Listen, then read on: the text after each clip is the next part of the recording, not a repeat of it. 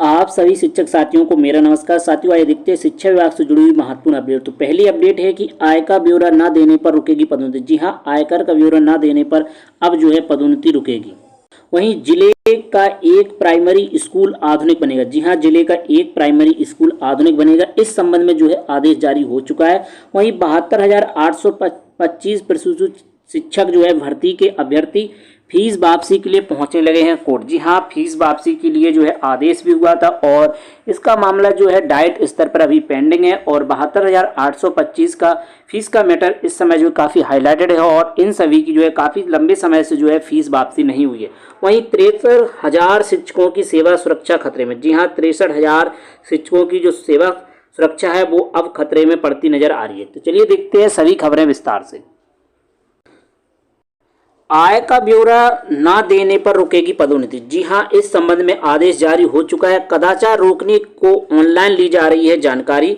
31 दिसंबर तक पोर्टल पर संपत्ति का ब्यौरा देना होगा।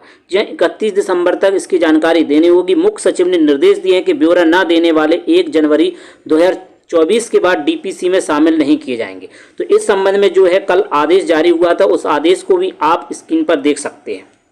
जो आदेश है वो आपको स्क्रीन पर दिख रहा होगा, 18 अगस्त 2023 का है। प्रेषक में दुर्गा शंकर मिश्र, प्रमुख सचिव उत्तर प्रदेश शासन की ओर से ही आदेश ये जारी हुआ है। मानव संपदा पोर्टल पर राज्य कर्मचारियों द्वारा निम्नानुसार चल अचल संपत्ति का विवरण दर्ज किए जाने के संबंध में। जी हाँ, इस संबंध में जो आदेश है उसको आप देखें। महोदय, आप अवगत हैं कि राज्य कर्मचारियों को साथ समय सुरक्षित, त्वरित तथा पारदर्शी सेवाएं प्रदान करने के संबंध में एनआईसी द्वारा विकसित मानव संपदा पोर्टल दिनांक 1 अक्टूबर 2023 से सरकारी सेवकों सेवा संबंधी कार्य किए जाने निर्देश दिए गए थे।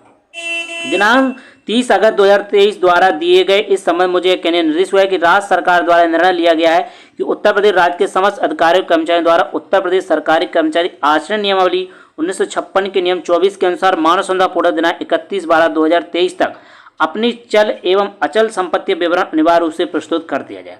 वहीं इसका तीसरा बिंदु देखें तो कृपया अपने अधीनस्थ अधिकारियों कार्यालयों को उपरोक्त के अनुसार कार्रवाई सुनिश्चित कराने के निर्देश देते हुए यह भी अवगत कराया जाए कि पोर्टल दिनांक 31/12/2023 तक चल एवं अचल संपत्ति का विवरण प्रस्तुत न किया जाना प्रतिकूल रूप में लिया जाएगा तथा इस संबंध में दिनांक 1/1/2024 एवं उसके पश्चात होने वाली विभागीय चयन समिति बैठक इस तथ्य का संज्ञान लेते हुए ऐसे कार्मिकों द्वारा जब तक अपनी चल अचल संपत्ति विवरण पोर्टल प्रस्तुत नहीं किया जाएगा तब तक उनकी पदोन्नति प्रकरण में विचार नहीं किया जाएगा। कृपया उपरोक्त के अनुसार समस्त परिधिकृत अधिकारियों को निश्चित करने का कष्ट करें। भवदीय श्री दुर्गा शंकर मिश्र, मुख्य सचिव की ओर से ही आदेश जारी हुआ है, जो कि समस्त अपर मुख्य सचिव, प्रमुख सचिव उत्तर प्रदेश शासन, समस्त विभाग अध्यक्ष, कार्यालय उत्तर प्रदेश के लिए। तो ये सभी राज्य कर्मचारियों के लिए है। फिलहाल जो है शिक्षकों के लिए इस संबंध में आदेश नहीं है। यहाँ पर शिक्षकों को अभी तक राज्य कर्मचारियों का दर्जा प्राप्त नहीं है, तो निश्चित रूप से यह शिक्षकों के लिए नहीं है। बाकी के जो भी राज्य कर्मचारी हैं, चाहे वो बाबू हो या अधिकारी लेवल पर जो भी कर्मचारी होते हैं, उनके संबंध में यह आदेश है। अगर कोई भी शिक्षा विभाग से संबंधित या शिक्षकों के प्रति कोई भी इस प्रकार का आदेश आता है तो संबंध में आपको अपडेट दी जाएगी। फिलहाल यह राज्य कर्मचारियों की से जुड़ा हुआ है महत्वपूर्ण ये आदेश है और यहाँ पर जो है चल अचल संपत्ति का ब्यौरा देना होगा। हो सकता है इसी के आधार पर शिक्षा विभाग में भी इस प्रकार का आदेश आपको देखने को मिल जाए। वहीं बात करें तो राज्य सरकार पहले भी चल अचल संपत्ति ब्यौरा लेती रही है, लेकिन ये पहला मौका है जब मानव संपदा पोर्टल इसे देना अनिवार्य किया गया। इस व्यवस्था शुरू होने से किसी भी अधिकारी और कर्मचारी संपत्ति ब्यौरा ऑनलाइन दिखाया जा सके। मालूम हो आईएएस और पीसी अफसर हर साल संपत्ति ब्यौरा देना होता है, मगर पिछले कई साल से कर्मचारी हर साल लिए जाने लगा है। आईएएस और पीसीएस तो संपत्ति ब्यौरा दे देते हैं, लेकिन कर्मी नहीं देते। राज्य सरकार भ्रष्टाचार रोकना चाहती है, इसलिए कर्मियों की संपत्ति मानव संपदा पोर्टल इसे देना अनिवार्य किया गया है। जो भी ब्यौरा नहीं देगा उसके बारे में पता लगाया जाए ऐसा क्यों हो रहा है। वहीं अगर आय का ब्यौरा ना देंगे तो इस पर जो है आपकी पदोन्नति रोक दी जाएगी। इस संबंध में जो है राज्य कर्मचारियों के लिए एक कठोर आदेश यहाँ पर जारी किया गया है और पदोन्नति को इसी से जोड़ दिया गया है। तो अब यहाँ पर सभी कर्मचारी जो भी राज्य कर्मचारी हैं उनको इसका ब्यौरा देना होगा। तो चलिए देखते हैं अब अगली अपडेट।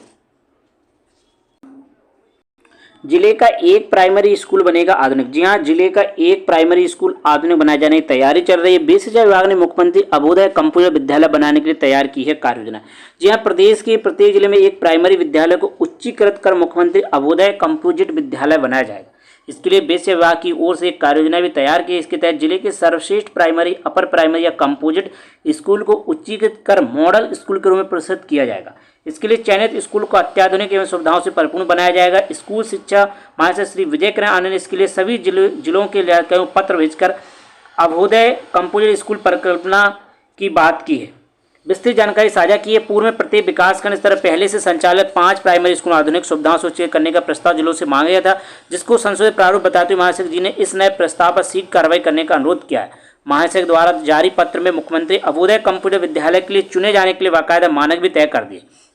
जिला स्तर पर स्कूल चयन की मानक इस प्रकार से है। चयनित विद्यालय जिला तहसील मुख्यालय के समीप हो। चयनित विद्यालय यथा संभव जिले के मुख्य मार्ग, नेशनल हाईवे या स्टेट हाईवे करीब हो। विद्यालय परिसर में उसके भवन के अलावा 1300 वर्ग मीटर निर्माण युक्त रिक्त निःशुल्क व निर्विवाद भूमि उपलब्ध हो। चयनित विद्यालय में एक प्रधानाध्यापक कक्षा के साथ न्यूनतम 8 कक्ष पहले से निर्मित हो। चयनित विद्यालय पूर्व से चिन्हित अधिकांश 19 मूलभूत सुविधाओं मसलन बालक बालिकाओं के पृथक मूत्रालय, शौचालय, स्वच्छ पेयजल, हाथ धोने सुविधा, क्रियाशील विद्युत कनेक्शन, दिव्यांग छात्रों के लिए निर्बाध पहुंच, रसोईघर, कक्षाओं, शौचालय का टालीकरण, सुरक्षित बाउंड्री तथा बेहतर मुख्य द्वार आदि।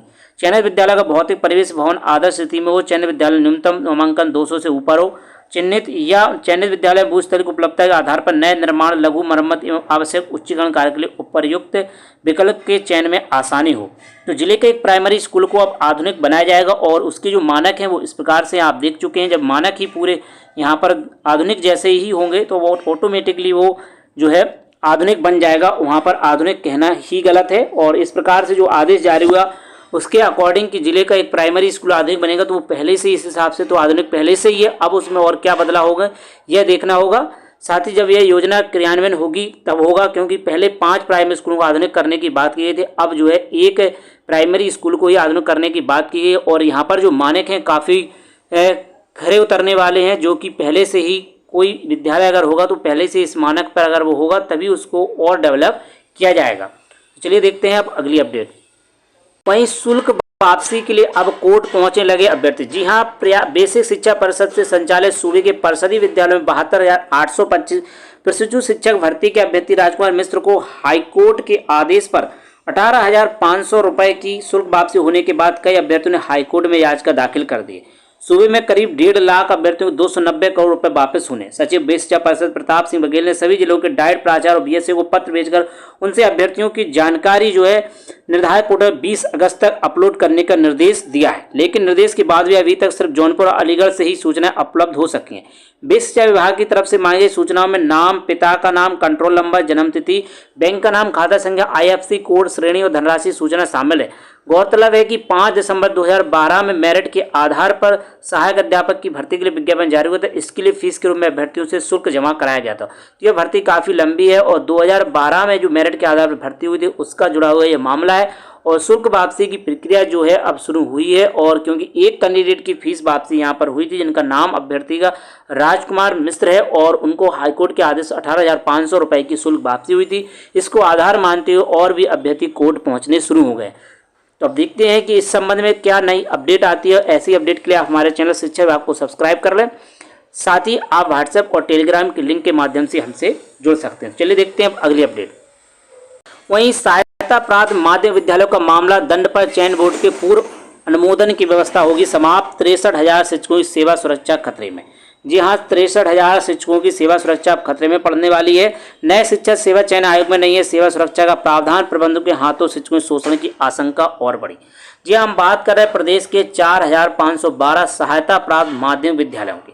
यहाँ के प्रधानाचार्यों और शिक्षकों की सेवा सुरक्षा फिलहाल खतरा बढ़ रहा है। इन स्कूलों के प्रधानाचार्य शिक्षकों का चयन उत्तर प्रदेश माध्यमिक शिक्षा सेवा चयन बोर्ड के माध्यम से होता है, लेकिन नियोक्ता प्रबंधक होते हैं। चयन बोर्ड अधिनियम 1982 की धारा 21 में प्रावधान है कि प्रधानाचार्य शिक्षक पर कोई कार्रवाई करने या दंड देने से पहले प्रबंधक चयन बोर्ड से अनुमोदन लेते हैं। हालांकि 9 अगस्त को विधानसभा में पारित उत्तर प्रदेश शिक्षा सेवा चयन आयोग विधेयक में प्रावधान नहीं है। इस विधेयक की धारा 16 के अनुसार अब एडेड कॉलेज के शिक्षकों की सेवा शर्तें और सुरक्षा इंटरमीडिएट शिक्षा अधिनियम 1921 के BNMO के अध्याय 3 के अनुसार संचालित होंगी। ऐसे में आशंका है कि अब प्रबंधकों के हाथों में शिक्षकों का उत्पीड़न और भी बढ़ जाएगा। फिलहाल प्रधानाचार्य पद पर तदर्थ पदोन्नति व्यवस्था भी नहीं रहेगी। नई व्यवस्था में प्रधानाचार्य पद पर तदर्थ पदोन्नति व्यवस्था भी नहीं रहेगी, यानी भविष्य में नियमित प्रधानाचार्य सेवा तो होने पर वरिष्ठतम शिक्षक प्रधानाचार्य काम तो करेंगे पर उन्हें प्रधानाचार्य का वेतन नहीं मिलेगा। नए आयोग के विधेयक में चयन बोर्ड की धारा 18 को हटा दिया गया है, जिसके अंतर्गत प्रधानाचार्य पद पर तदर्थ पदोन्नति की व्यवस्था थी। तो वहीं इस संबंध में सुरेश कुमार त्रिपाठी जो कि प्रदेश अध्यक्ष माध्यमिक शिक्षक संघ और पूर्व MLC उनके द्वारा का लंबे समय बाद चयन बोर्ड नियमावली बनी थी, जिसमें बिना पूर्णबंध के प्रबंधक की कार्रवाई शून्य मानी जाती है। अब मनमाने तरीके से शिक्षकों पर कार्रवाई की आशंका बढ़ गई है। नए विधेयक में सेवा सुरक्षा की कोई व्यवस्था नहीं है। संघर्ष की योजना बन रही है, इसको सम्मिलित कराया जाएगा। वहीं लालमणि द्विवेदी जो कि प्रदेश महामंत्री माध्यमिक शिक्षक संघ ठकुराई गुट के, उनका कहना है कि हमारा सरकार से अनुरोध है कि चयन बोर्ड अधिनियम की धारा 21 की व्यवस्था को नए आयोग अधिनियम में भी संशोधन करके लाया जाए। ऐसा न करने पर सभी शिक्षकों को पूरी क्षमता और एकता के साथ इसके लिए संघर्ष करना होगा। तो यहाँ पर माध्यमिक विद्यालय हैं जो कि सहायता प्राप्त माध्यमिक विद्यालय, उससे जुड़ा हुआ ये काफ़ी इंपॉर्टेंट मामला हो जाता है। और ऐसे ही अपडेट के लिए आप हमारे चैनल शिक्षा विभाग को सब्सक्राइब कर लें, साथ ही बेल आइकन को प्रेस कर लें, जिससे कि जो भी नई अपडेट आती है शिक्षा विभाग से जुड़ी हो, चाहे रोजगार से संबंधित, आपको उसकी इन्फॉर्मेशन मिल सके। वीडियो अगर आपको पसंद आए तो वीडियो को लाइक करें, साथ ही वीडियो को अधिक से अधिक शेयर करें, जिससे कि और भी शिक्षक साथियों की हेल्प हो सके। तो साथियों, मिलते हैं किसी नेक्स्ट वीडियो में नई अपडेट के साथ, नई जानकारियों के साथ। जय हिंद।